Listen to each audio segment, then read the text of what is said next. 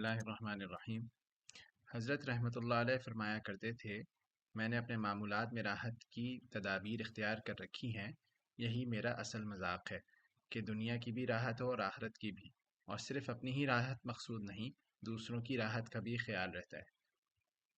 جی، یہ وہی حضرت کی اصول ہے، اس میں سب کی رعایت کرتے ہیں حضرت، جس سے بھی آگے آئے گا نا اس میں، تو یہی نہیں کہ صرف یہ وہ ہو کہ بھائی مجھے راحت مل جائے چاہے دوسروں کو تکلیف ہو، یہ تو بالکل ہی خلاف ہے اس کے مربت کے بھی اور اسلامی اصول کے بھی۔ تو لیکن حضرت یہی کہتے ہیں کہ بھائی طریقے سے کام کریں سب کو، اور یہی حضرت کا جو بہت بڑا اصول ہے، یہ ہمیں یاد رکھنا چاہیے۔ آگے چلیں۔ حضرت رحمۃ اللہ علیہ اپنے متعلق یہ بھی فرمایا کرتے تھے کہ میرے اندر حدت تو ہے مگر الحمدللہ شدت نہیں ہے، بلکہ دوسروں کے جذبات کی تو میں اتنی رعایت رکھتا ہوں کہ دوسروں کی نظر بھی ان دقائق کی رعایت تک نہ پہنچتی ہوگی۔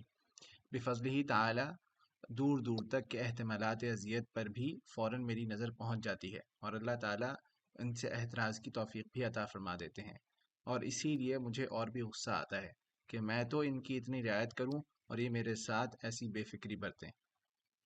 جی، حضرت کا یہ بہت وہ تھا کہ حضرت خود فرماتے تھے اپنے غصے کے بارے میں کہ مجھ میں غصہ ہے، اور حضرت یہ بھی فرماتے تھے کہ مزاحن فرماتے تھے کہ میں فاروقی ہوں، اور حضرت امیر المومنین عمر فاروق رضی اللہ تعالیٰ عنہ مشہور ہے اپنی غصے کی اور مزاج کی حدت کے لیے۔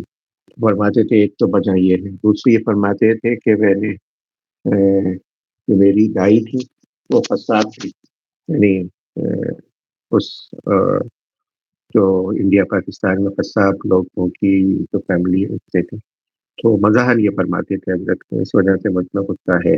لیکن اس غصے کے باوجود بھی حضرت کا جو کنٹرول تھا اپنے غصے پر، عین غصے کے وقت بھی حضرت نظر رکھتے تھے اپنے اوپر، اور کہتے تھے کہ مجھے کبھی تکلف نہیں ہوتا، یعنی اس کے خلاف نہیں ہوتا کہ میں جب کسی کی کو تنبیہ کرتا ہوں، کسی کو ڈانٹتا ہوں، کسی کی کسی بات کو اصلاح کرتا ہوں، تو اسی وقت میں اللہ سے بھی دعا کر رہا ہوتا ہوں کہ الہی کر تو رہا ہوں، یہ میرا وہ ہے منصب ہے، لیکن آپ میرے ساتھ مواخذہ نہ فرمائیے۔ اور اس وقت بھی لوگوں کو بتاتے تھے کہ بھائی میری مثال تو ایسے ہے کہ جیسے بادشاہ نے حکم دیا چمار کو، چمار ہوتے تھے جو آج کل بھی جو ہوتے ہیں نا، یہ جو پھانسی دیتے ہیں یا جو سزائیں دیتے ہیں، کوڑے مارتے ہیں، یہ زیادہ تر اسی پیشے کے لوگ ہوتے ہیں۔ تو جیسے چمار کو بادشاہ کہے کہ ولی ہے شہزادے کے کوڑے لگاؤ، اس نے یہ بات بد تہذیبی کی ہے یا میری مرضی کے خلاف کی ہے، تو اس وقت جب چمار یہ جلاد جو ہوتا ہے وہ اس کو کوڑے لگا رہا ہوتا ہے، تو اس کے دل میں رتی برابر بھی یہ خیال نہیں آتا کہ میں اس سے بڑھ کر ہوں۔ وہ اس وقت بھی یہی سمجھتا ہے کہ میں جلاد چمار ہوں اور یہ جو ہے شہزادہ ہے، میں حکم سے لگا۔ تو حضرت بہت رعایت فرماتے تھے، مشہور واقعہ ہے، بہت دفعہ ہمارے حضرت نے سنایا کہ حضرت کے خادم تھے بھائی حفیظ یا کچھ اس طرح کا کے نام تھا ان کا، تو تو ان کو وہ حضرت کے تھے خاص خادم، حضرت کے کام کیا کرتے تھے فل ٹائم۔ تو لوگوں نے شکایت کی کہ یہ جو بھائی ہے، بھائی صاحب ہیں، یہ ذرا منہ چڑھ گئے اور یہ لوگوں سے بدتمیزی کرتے ہیں، لوگوں کو ڈانٹتے ہیں، اور یعنی ان کی شکایت کرتی ہے حضرت سے۔ تو حضرت کے یہاں تو اس سب چیزوں کی وہ نہیں تھی کہ لوگ حضرت کے خادموں کو اس طرح سے وہ کریں اور ان کی چاپلوسی کرنی پڑے حضرت تک بات پہنچنے کی۔ تو نذیر، تو حضرت نے ان کو بلایا اور ان کو ڈانٹا کہ وہی مجلس میں کیا بات ہے، تم لوگوں سے بد تہذیبی کرتے ہو۔ تو اور تو حضرت ان کے منہ سے نکل گیا کہ حضرت اللہ سے ڈرو، جھوٹ مت بولو۔ پوری مجلس میں سارے لوگ بیٹھے ہوئے سامنے، یہ خادم کہہ رہا ہے حضرت سے کہ اللہ سے ڈرو اور جھوٹ مت بولو۔ بس حضرت نے یہ سنا اور حضرت نے سر نیچا کیا اور استغفر اللہ پڑھتے ہوئے ایک طرف سے نکل گئے. اور کوئی ہوتا شدت پسند یا جس کا غصہ قابو میں نہیں ہوتا نا، تو کہتے تیری ہمت کیسی ہوئی، یعنی خادم ہے، نوکر ہے، پیٹ اس سے. تو بعد میں لوگوں نے پوچھا حضرت سے، حضرت یہ کیا تھا، یعنی کیا ہوا آپ ایک دم سے وہ ہو گئے اور چلے گئے ان کی، آپ تنبیہ کر رہے تھے.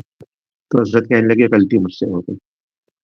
اس وقت مجھے ایک دم جب انہوں نے کہا کہ اللہ سے ڈرو اور جھوٹ مت بولو، تو مجھے فوراً خیال آیا کہ میں نے ایک طرفہ بات سن کر یہ ان پر وہ کر دیا، ان کو کنفرنٹ کر لیا. تو کہنے لگے مجھ سے غلطی ہو گئی، مجھے چاہیے تھا کہ ان کو بلا کے اور ان کا بھی، ان کی طرف کی بھی بات سنتا کہ لوگ کیوں شکایت پہنچا رہے. اور یہ بھائی صاحب جو تھے انہوں نے کہا کہ، یعنی لوگوں نے کہا کہ آپ نے تو بہت بڑی بات کہہ دی اس وقت سب کے سامنے کہ اللہ سے ڈرو جھوٹ نہ بولو. تو کہنے لگے میں بوکھلا گیا تھا اس وقت. میں کہنا یہ چاہ رہا تھا کہ جو لوگ غلط خبریں پہنچا رہے ہیں ان کو چاہیے کہ اللہ سے ڈریں اور جھوٹ نہ بولیں، لیکن میرے اوسان خطا ہو گئے اس وقت اور میرے منہ سے یہ نکل گیا. اور سنتے ہیں بعد میں حضرت کی صحبت مجاز بھی ہوئے تھے، مجاز صحبت بھی ہوئے تھے، واللہ عالم. تب مجھے وہ نہیں ہے، اس کی تحقیق نہیں ہے. لیکن حضرت اتنی نظر رکھتے تھے اس بات پر. اور حضرت کا تھا، حضرت مثال دینے میں تو ماشاء اللہ بادشاہ تھے حضرت. تو یہ فرماتے تھے کہ بھائی ہم کو اپنی اوقات کسی وقت نہیں بھولنی چاہیے. ہم کیا، وہ کیا. اگر بادشاہ کسی بھنگی کے ہاتھ پہ موتی رکھ دے تو موتی موتی رہتا ہے، بھنگی بھنگی رہتا ہے. تو جب تواضع بیٹھ جاتی ہے نا طبیعت میں، آگے آئے گا اس میں کہ یہ جب تک حال نہیں ہو جاتا نا تب تک اس طرح کا طرز عمل کرنا صحیح نہیں ہوتا. اور یہی تواضع بیٹھتی ہے کہ کوئی نمایاں اپنے میں آدمی وہ نہیں پاتا. اور ہمارے حضرات جو ہمارے اکابر ہیں جتنے بھی اکابر دیوبند، وہ اس صفت میں ممتاز ہیں، تواضع میں. پتہ نہیں چلتا کہ کون ہے، کون کس سے بڑا ہے، بالکل اس میں وہ ہو ہی نہیں پاتا. تو حضرت یہ تفصیل بیان فرماتے ہیں. آگے چلیں. اپنے طرز سیاست ہی کے متعلق یہ بھی فرمایا کرتے کہ بعض لوگوں نے مجھ سے کہا کہ اپنے اور حضرات کا تو یہ طرز نہ تھا. میں نے کہا کہ یہ بات تو حضرت عمر رضی اللہ عنہ کے متعلق بھی کہی جا سکتی ہے کہ حد خبر نہ حضور صلی اللہ علیہ وسلم کے زمانے میں تھی، نہ حضرت ابو بکر صدیق رضی اللہ عنہ کے زمانے میں تھی، صرف تعزیر تھی. حضرت عمر رضی اللہ عنہ نے بجائے تعزیر کے یہ حد کیوں جاری اور مقرر کر دی؟ بس جو وہاں جواب ہے وہی یہاں بھی ہے. یعنی پہلے طبائع میں سلامتی تھی اس لیے واقعات میں قلت تھی، لہذا صرف تعزیر کافی تھی، حد مقرر کرنے کی ضرورت نہ تھی. بعد کو طبائع کا رنگ بدل گیا اور واقعات زیادہ ہونے لگے، اس لیے حد مقرر کرنے کی ضرورت واقع ہوئی. تو جو فاروق نے کیا وہی ایک فاروقی نے کیا. ٹھیک، بالکل یہ اجازت فرما لینا کہ جیسی ضرورت ہوتی ہے لحاظ اپنے اپنے ماحول، معاشرے اور لوگوں کی طبیعت کے لحاظ سے اس سے یہ بدلتے رہتے ہیں طریقے. یہ نہیں ہے کہ وہ شفقت ہی ہو، اتنی شفقت ہو کہ وہ آدمی جو ہے نا بالکل ہی وہ ہو جائے. اس زمانے میں لوگوں کو تھا چھوٹی چھوٹی باتوں پر وہ بعض چیزوں چھوٹا سا ٹوک دیا. حضرت فرماتے تھے بعض لوگوں کی اصلاح میں نے بس اس بات سے کی ہے کہ کیا فرمایا. یعنی کوئی انہوں نے بے ڈھنگی بات کی یا کوئی ایسی چیز پوچھی جو بالکل ہی بے تکی تھی، تو حضرت نے بس یہ پوچھا کہ کیا فرمایا. تو جو شریف طبع ہوتے ہیں یا جو فہیم ہوتے ہیں، جو ذکی ہوتے ہیں، تو ان کو ایک دم سے احساس ہو جاتا ہے کہ یہ جو بات ہے یہ جو ہے نا مناسب نہیں ہے. ہمارے حضرت کو بھی کسی صاحب نے لکھا کہ حضرت کان میں آوازیں آتی ہیں اور کیا ہوتا ہے، کیا سنائی دیتا ہے. بتائیے کس چکروں میں پڑ گئے. اصلاح تصوف اس سب چکروں میں تھوڑی کے لیے تھوڑی ہے. ڈاکٹر کو دکھائیں، کان کی بیماری ہوگی. تو یہ ساری باتیں جو ہے نا اپنی اپنی جگہ پہ رکھ کے کرنی چاہیے. حضرت یہی فرما رہے ہیں کہ یہ جو ہے نا یہ حضرت پاک نے فرمایا اس میں آئے گا، جیسے ابھی آیا ہے نا. یہ آگے پڑھیے. فرمایا کہ بقول حضرت شیخ اکبر رحمۃ اللہ علیہ، شیخ کامل کے اندر بادشاہوں کی سی سیاست ہونا ضروری ہے کیونکہ عام طباع کے اعتبار سے عادت اکثر یہ بھی ہے کہ بغیر سختی کے اصلاح نہیں ہوتی، اس لیے اس کی ضرورت سب عقلاء کے نزدیک مسلم ہے، اور ہر متمدن جماعت نے حسب ضرورت اپنے اپنے اصول سیاست مقرر کر رکھے ہیں، بلکہ نظام عالم ہی اصول سیاست پر قائم ہے۔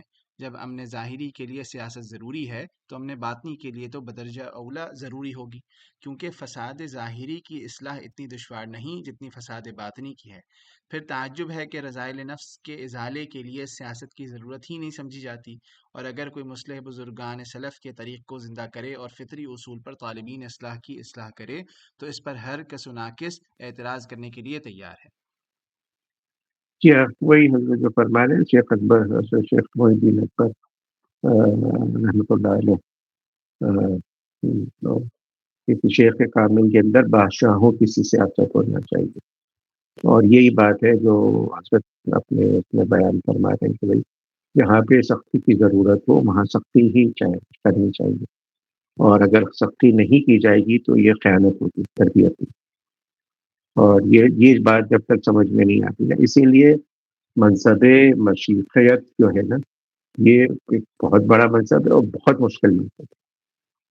ابھی آئے گی آئے گا حضرت لوگ فرمائیں گے نا یہ مجازین وغیرہ کا، ہر مجاز جو ہوتا ہے وہ شیخ نہیں ہوتا۔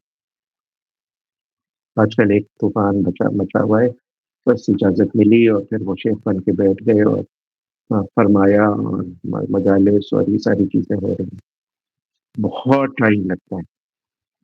وہ تو ہوتا ہے کہ بیج بو دیا گیا ہے، اب کیا نکلے گا اس میں سے وہ پتہ چلے گا۔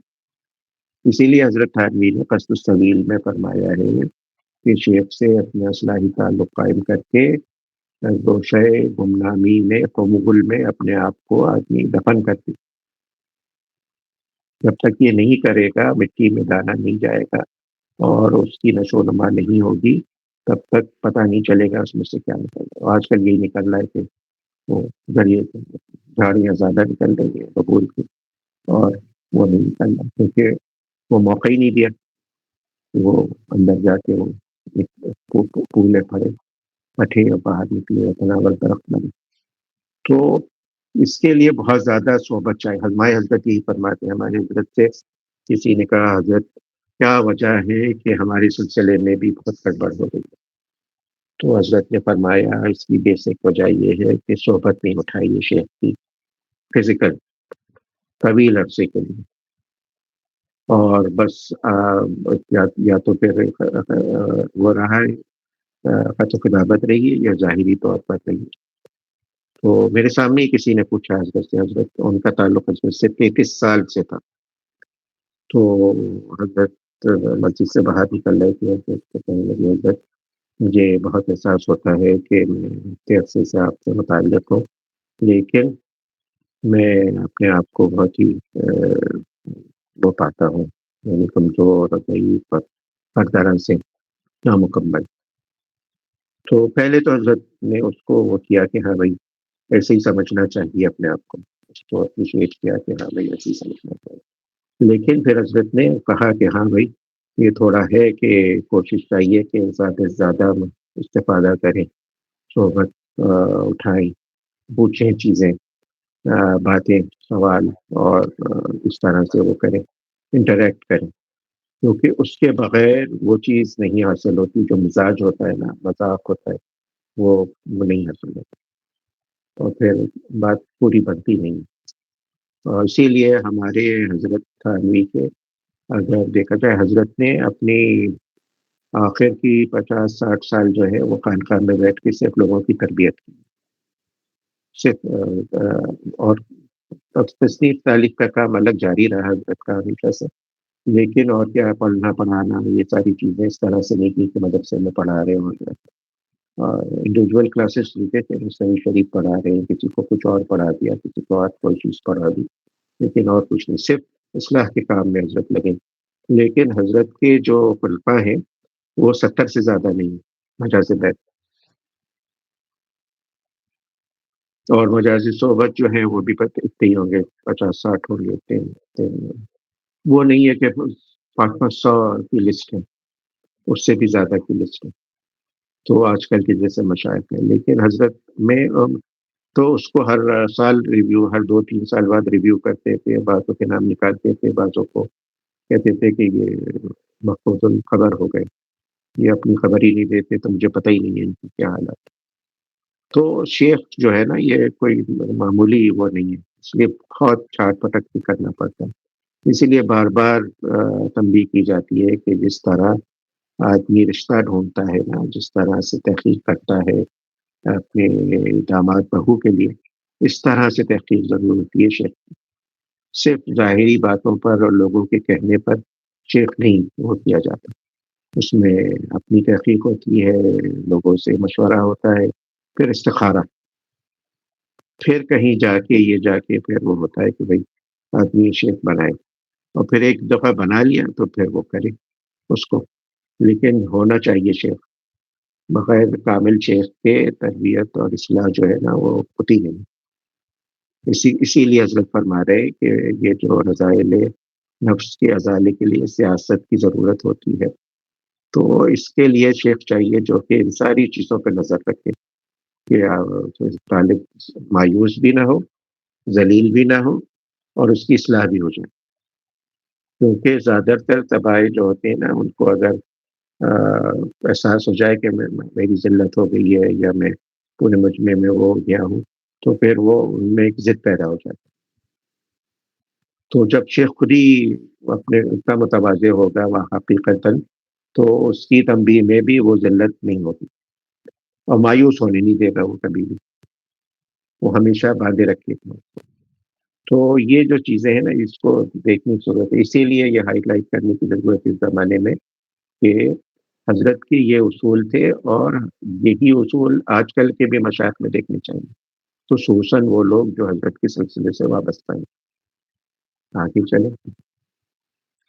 فرمایا کہ ابھی تو اس وجہ سے کہ المعاصرۃ اصل للمنافرہ، لوگوں کو میرے اس طرز تربیت سے وحشت ہے اور اس پر اعتراض ہے، لیکن انشاءاللہ تعالی میرے بعد لوگ اس کی قدر کریں گے اور سند میں پیش کریں گے۔ میں نے اپنے اوپر بدنامی لے کر اوروں کے لیے راستہ صاف کر دیا ہے۔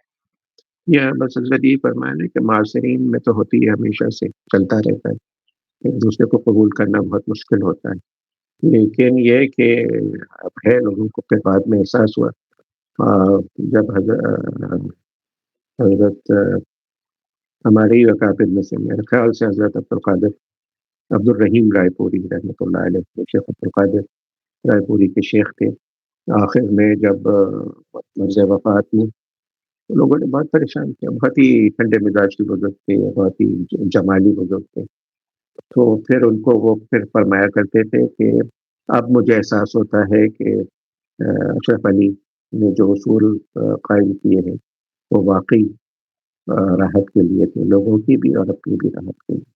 اور بعد میں اب حضرت کی جو ہے، حضرت کی جو طریقہ تربیت پہ ہے، لوگ صنعت میں پیش کرتے ہیں، تو یہ ہے اپنی جگہ پر مسلم چیز ہے کہ واقعی یہ طرز تھا، اور اس سے جو لوگ پیدا ہوئے ماشاءاللہ، اس میں سے اکثر جو لوگ تھے نا انہوں نے یعنی وہ پکے لوگ تھے، لیکن آگے تنبیہ بھی آ رہی ہے، تو وہ تنبیہ بھی پڑھ لیں پھر اس کے بعد ختم کرتے تنبیہ: ہیں۔ حضرت والا رحمۃ اللہ علیہ کے اس طریق اصلاح بطرز سیاست کے متعلق ایک ضروری تنبیہ بھی قابل عرض اور قابل غور ہے، وہ یہ کہ اس طریق خاص کے اختیار کرنے کا ہر شخص ہرگز اہل نہیں، لہٰذا عام مصلحین اس کے اختیار کرنے کی ہرگز جرت نہ کریں، ورنہ قرآنہ تقلید کر کے اپنے اور طالبین اصلاح کا بھی ناس کریں گے۔ یہ تو ان خاص الخاص حضرات ہی کا منصب ہے جو نفسانیت سے نکل چکے ہوں اور جو حدود کی حفاظت پر پورے طور سے قادر ہوں، محض تقلید سے اس منصب خاص کی اہلیت پیدا نہیں ہو سکتی۔ جی ہاں، یہی چیز ہے نا، یہ جو چیز ہے یہ مشکل سے پیدا ہوتی ہے، اس کے لیے بہت صحبت چاہیے ہوتی ہے، بہت تربیت چاہیے ہوتی ہے، بہت اپنے اوپر قابو چاہیے ہوتا ہے، اور یہ جو ہے صرف اس سے نہیں ہو سکتی۔ تو حضرت کے انتقال کے بعد بھی بڑے بڑے لوگوں نے حضرت کے خلفاء کو یہ تنبیہ کی تھی کہ دیکھو بھائی، حضرت کا ایک مقام تھا، حضرت کا ایک روحانی مرتبہ تھا، حضرت اپنے آپ کو مٹائے ہوئے تھے بالکل، تو بس اس طرح سے کہ بس حضرت کے اب یہی ہوتا تھا کہ جو اصول تھے اپنے اصول اس طرح سے نہیں قائم کر لینا جب تک کہ تم اس درجے تک نہ پہنچو. تو اسی لیے نا اتنی اس کے بعد حضرت کے ذات پر متعلق جو تھے وہ بڑے بڑے اصولوں پہ تو قائم ہی رہے حضرت کے، لیکن حضرت کے جس طرح سے ہوتا تھا نا وہ تھوڑا سا ہلکا ہاتھ رکھتا انہوں نے اس کے اوپر. اور بہت کم ایسے تھے جنہوں نے بالکل ہی حضرت کے تو وہ کیا، لیکن جنہوں نے بغیر اس مرتبے کی کیا تو پھر اس کے نقصانات بھی ہوئے. تو اس لیے یہ دیکھنے کی ضرورت ہے، یہ خصوصاً مصلحین کے لیے نصیحت ہے کہ بھائی سوچ سمجھ کے کریں. اور اس میں ایک بہت بڑا دھوکہ بھی ہوتا ہے، یعنی آدمی اپنے آپ کو کچھ سمجھنے لگتا ہے کہ میں تو مزاج ہوں، میں واقعی اس درجے کو پہنچ گیا اور میں یہ کر سکتا ہوں، جبکہ حقیقتاً جو اجازت یافتہ ہوتا ہے وہ تو ہر وقت ڈرتا رہتا ہے، وہ تو اپنے کو اس سہل سمجھتا ہی نہیں ہے کہ میں مجاز ہوں. ہمارے مشائخ کی جتنی بھی سوالیں ہمارے حضرت بہت زیادہ تاکید کرتے ہیں کہ سب کی سوالیں پڑھو. حضرت فرماتے ہیں کہ حضرت مولانا رشید احمد گنگوہی رحمۃ اللہ علیہ کی، حضرت خلیل احمد سہارنپوری، حضرت عبد القادر رائے پوری، حضرت اشرف علی تھانوی اور بھی باقی جو بزرگ ہیں ان کے آبیتی کو حضرت بہت کہتے ہیں، حضرت مولانا شیخ الحدیث مولانا زکریا. اب ان کی جو آبیتیاں ہیں اس میں یہ بھی آیا کہ بھائی جب ان کو ان کے وقائف نے اجازت دی ہے تو ان کی کیا حالت ہوئی. حضرت ان کو یعنی مشیخیت کرنے کے لیے زبردستی کی گئی ہے کہ یہ کریں، یہ نہیں کہ بس ایک دفعہ اجازت مل گئی اور کہا کہ ہاں بس بسم اللہ لاؤ، کون بیت ہونا چاہتا ہے خود سے. آج کل ہیں ایسے لوگ جو آ کے کہتے ہیں کہ بھائی مجھ سے بیت ہو جاؤ. تو یہ سب باتیں جو ہے نا یہ نامناسب باتیں. بزرگوں کے حالات اسی لیے پڑھنے کو کہا جاتا ہے کہ ان کا طرز عمل دیکھو. وہ تو چھپتے پھرتے تھے. حضرت مولانا زکریا رحمۃ اللہ علیہ نے تو لکھا ہے کہ میں نے نہ کسی کو بتایا نہ کچھ کیا، اور بلکہ حضرت سے درخواست بھی کی کہ بھائی اس کو میں اس لائق نہیں ہوں. اور زیادہ تر نے یہی کی کہ جب ان کو ملا اجازت ملی تو کہا کہ بھائی میں تو اس لائق نہیں ہوں. تو وہ ڈرتے رہتے اور بے باک ہو کر دلیر ہو کے نکل. تو نا یہ مشکل کام ہے، اس میں بہت ہی خطرہ ہوتا ہے. اللہ تعالیٰ حفاظت میں رکھے. اس میں اپنا تو گڑبڑ ہوتی ہی ہے شیخ کی، اور مریدوں کا بھی ستیہ ناش ہو جاتا ہے. تو اللہ تعالیٰ حفاظت فرمائے اور دین کی صحیح سمجھ پیدا فرمائے. اور یہی مقصد ہے کہ بھائی یہ باتیں پڑھ کر کم از کم پتہ تو چل جائے نا کہ اصل ہے کیا. آج کل تو پتہ نہیں چل رہا ہے نا کہ اصل کیا ہے نقل کیا ہے. وہ ہر چیز دو نمبر ہی ہے. کچھ بھی لے لیں آپ، مہنگی سے مہنگی ترین، کچھ پتہ نہیں کہ فرسٹ کاپی ہے، سیکنڈ کاپی ہے، تھرڈ کاپی ہے. لیکن کم از کم جس نے اوریجنل دیکھ لیا یا پڑھ لیا اس کو یہ تو اندازہ ہوگا کہ نا بھائی اس طرح ہوتا ہے. حضرت تھانوی بار بار فرماتے تھے کہ بھائی دیکھو ہم جو ہیں ہم خود تو انسان نہیں بن سکے، ہم تو چوپائے کی چوپائی رہے، لیکن ہم نے انسان دیکھے اپنے استادوں کو، اپنے مسائل کو فرماتے تھے. تو ہمیں کوئی دھوکہ نہیں دے سکتا. کوئی گائے بیل آ کے کہنے لگے میں انسان ہوں.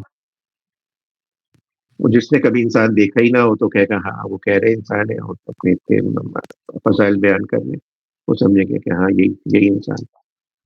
تو کم از کم پڑھ کر سن کر ہم کو یہ اندازہ ہو جائے کہ بھائی ہوتا ہے اس طرح سے، مشائخ کیسے ہوتے ہیں، اصلاح اس طرح سے ہوتی ہے.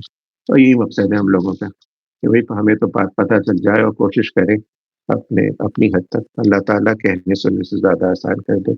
وصلی اللہ تعالیٰ علی خیر خلقہ محمد وعلی صحابہ اجمعین برحمتہ.